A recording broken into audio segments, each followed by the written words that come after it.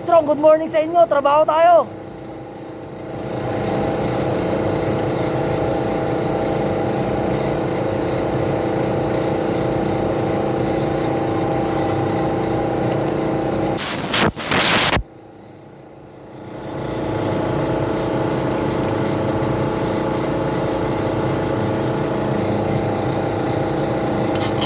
Bubugahan natin yung primer natin nung nakaraan.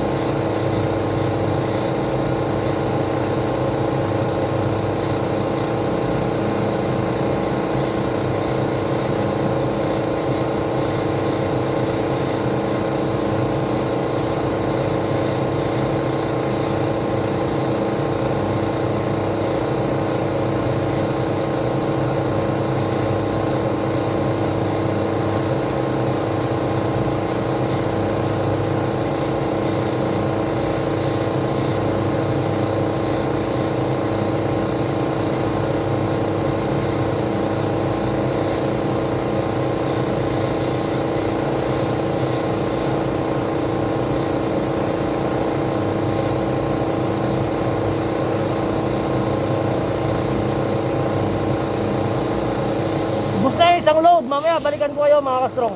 Yo mga ka-strong, aga natin nagpawis. Basang-basa yung damit ko. Eto na, naputian na na. Yan mga ka-strong, kintab, maganda, maayos. Pero hindi pa talaga maganda yung gawa ko. Yan, naputian na natin yan mga ka-strong. Yan na pinakakulay niyan.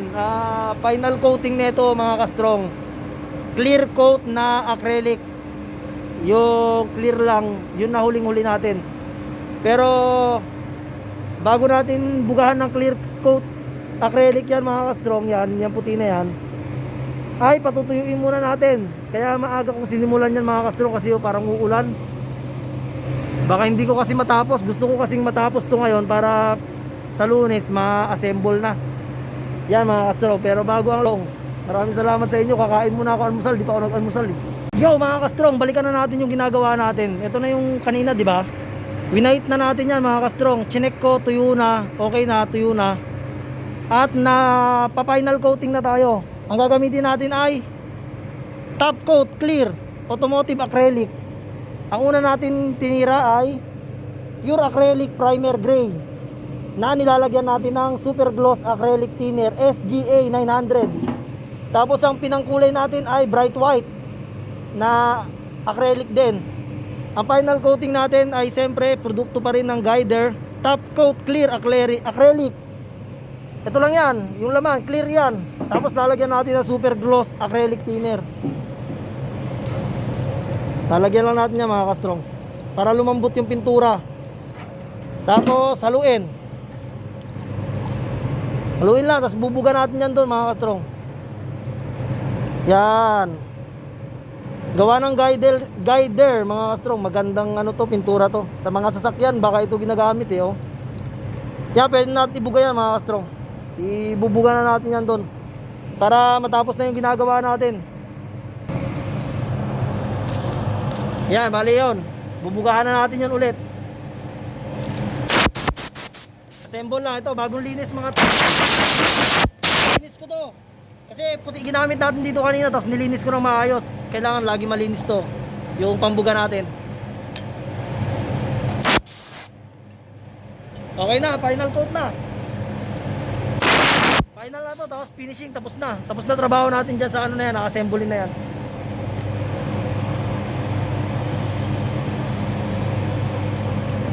Bugahan ko lang.